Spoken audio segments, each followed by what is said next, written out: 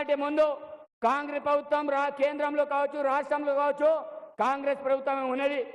ఆ 10 సంవత్సరాల్లో పేదింటి ప్రతి బిడ్డకి ఇందమ్మలు ఇచ్చింది కాంగ్రెస్ పార్టీ. అదేవిధంగా ఉపాధి హామీ పథకాన్ని తీసుకొచ్చింది కాంగ్రెస్ పార్టీ. పోడు భూముల చట్టాన్ని తీసుకొచ్చింది కాంగ్రెస్ పార్టీ.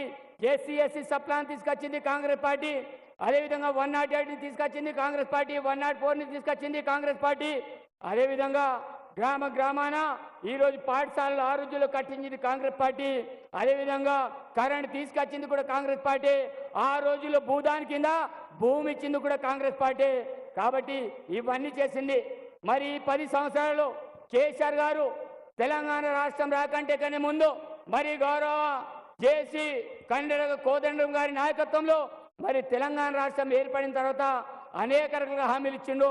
ఆ హామీలలో దళితుని ముఖ్యమంత్రి చేస్తా, ఎస్టీలకు ఎస్సీ రిజర్వేషన్ పెంచుతా, బీసీలకు బీసీ రిజర్వేషన్ పెంచుతా, ఓసీలకు ఓసీ రిజర్వేషన్ పెంచుతా, దళితులకు 3 ఎకరాల భూమి, అదేవిధంగా దళితులకు 10 లక్షల రూపాయలు, బీసీలకు బీసీ బంధు, మైనార్టీలకు మైనార్టీ బంధు, ఆదివాసులకు ఆసి బంధు.